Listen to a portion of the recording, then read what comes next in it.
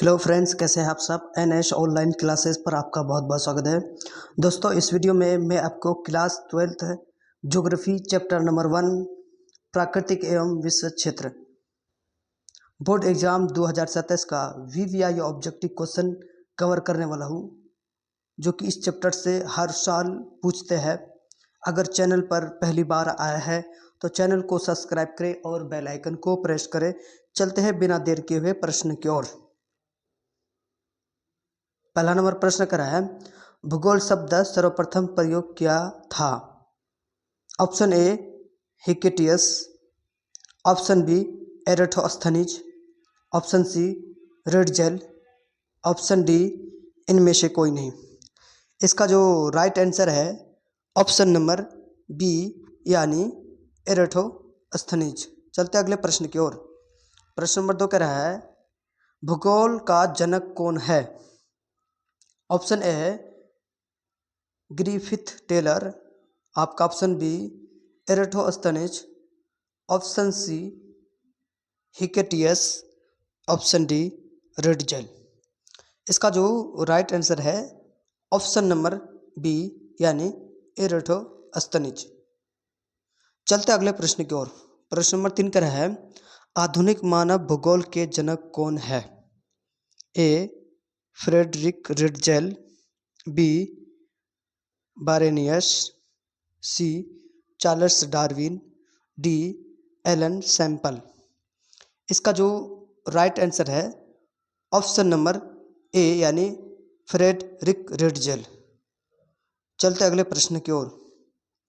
प्रश्न नंबर 3 कह रहा है, निम्नलिखित में से कौन सा एक मानव भूगोल का उपागम नहीं है। ए क्षेत्र विविधता, बी मात्रात्मक क्रांति, सी स्थानिक संगठन, डी मानवीय भाईचारा। इसका जो राइट आंसर है ऑप्शन नंबर बी यानी मात्रात्मक क्रांति। चलते अगले प्रश्न की ओर। प्रश्न नंबर 5 का रहा है, निम्नलिखित में से कौन एक लोगों और पर्यावरण के बीच पारंपरिक क्रिया का सर्वाधिक महत्वपूर्ण कारक है। ए कह रहा है मानव बुद्धिता, बी प्रौद्योगिक, सी लोगों के अनुभव, डी मानवीय भाईचारा। इसका जो राइट आंसर है ऑप्शन नंबर बी यानी प्रौद्योगिकी। चलते अगले प्रश्न की ओर। प्रश्न नंबर 6 का है, एंथ्रोपोजियोग्राफी नामक पुस्तक किसने लिखी। ए एलन सैम्पल, बी रेडजेल, सी विडाल डी लॉब्लास, डी डार्विन। इसका जो राइट आंसर है ऑप्शन नंबर बी यानी रेडजेल। चलते अगले प्रश्न की ओर। प्रश्न नंबर 6 कह रहा है, नवनिश्चयवाद के प्रवर्तक कौन है। ए ग्रिफिथ टेलर, बी हम्बोल्ट, सी रेडजेल, डी विडाल डी लॉब्लास। इसका जो राइट आंसर है ऑप्शन नंबर ए यानी ग्रिफिथ टेलर। चलते अगले प्रश्न की ओर। प्रश्न नंबर 8 का रहा है, मानव भूगोल क्रियाशील मानव और अस्थायी पृथ्वी के परिवर्तनशील संबंधों का अध्ययन है। यह किसने कहा। ए प्रोफेसर हटिगटन, ए एलन सैम्पल, सी डेविस, डी जीन ब्रून्स। इसका जो राइट आंसर है ऑप्शन नंबर बी यानी एलन। इसका जो राइट आंसर है ऑप्शन नंबर बी यानी एलन सैम्पल। चलते अगले प्रश्न की ओर।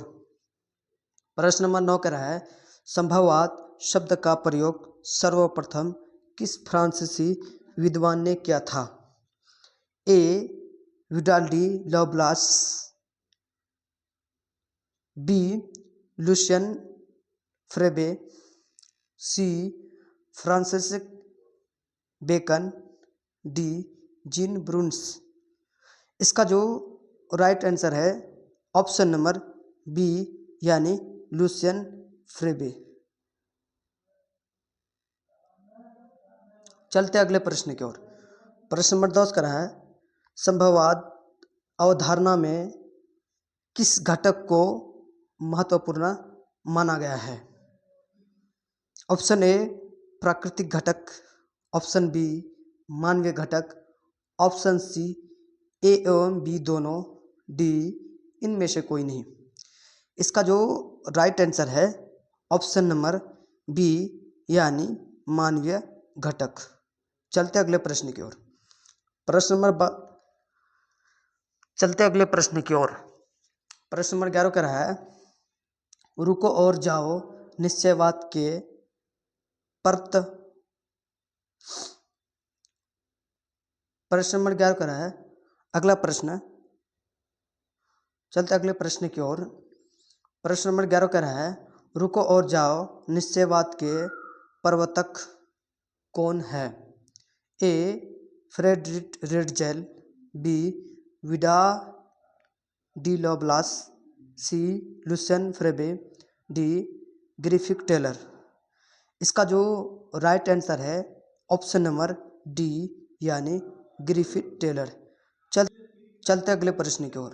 प्रश्न नंबर 12 का है नीतिवाद के विचारक कौन थे? A E Kant, B Humboldt, C Ritter, D इनमें से सभी। इसका जो राइट आंसर है ऑप्शन नंबर डी यानी इनमें से कोई नहीं। चलते अगले प्रश्न की ओर। प्रश्न नंबर 14 का है निम्नलिखित में से कौन सा एक भौगोलिक सूचना का स्रोत नहीं है? ए यात्रियों का विवरण, बी प्राचीन मानचित्र, सी चंद्रमा से चट्टानी पदार्थों के नमूने, डी प्राचीन महाकाव्य। इसका जो राइट आंसर है ऑप्शन नंबर सी यानी चंद्रमा से चट्टानी पदार्थों के नमूने। चलते अगले प्रश्न की ओर। प्रश्न नंबर 15 का है निम्नलिखित में से कौन सामाजिक भूगोल का उप क्षेत्र नहीं है? ए लिंग भूगोल, बी सांस्कृतिक भूगोल, सी सैन्य भूगोल, डी चिकित्सा भूगोल। इसका जो राइट आंसर है ऑप्शन नंबर सी यानी सैन्य भूगोल। चलते अगले प्रश्न की ओर। प्रश्न नंबर 15 का है निम्नलिखित में कौन विद्वान मानव भूगोल से संबंधित नहीं है? ए एलन सैंपल, बी रेडजेल, सी ब्रैड रसेल, डी हंटिंगटन। इसका जो राइट आंसर है ऑप्शन नंबर सी यानी ब्रैड रसेल। चलते अगले प्रश्न की ओर। प्रश्न नंबर 17 का है जस पीरियड्स नामक पुस्तक के लेखक कौन है? ए अरस्तु, बी मेगास्थनीज, सी एरेटोस्थनीज, डी हिकेटियस। इसका जो राइट आंसर है ऑप्शन नंबर सी यानी एरेटोस्थनीज। चलते अगले प्रश्न की ओर। प्रश्न नंबर 18 का है मानव पर प्रकृति का नियंत्रण संबंधित है? ए प्रकृति का मानवीयकरण से, बी मानव का प्राकृतिकरण से, सी ए एवं बी दोनों, डी इनमें से कोई नहीं।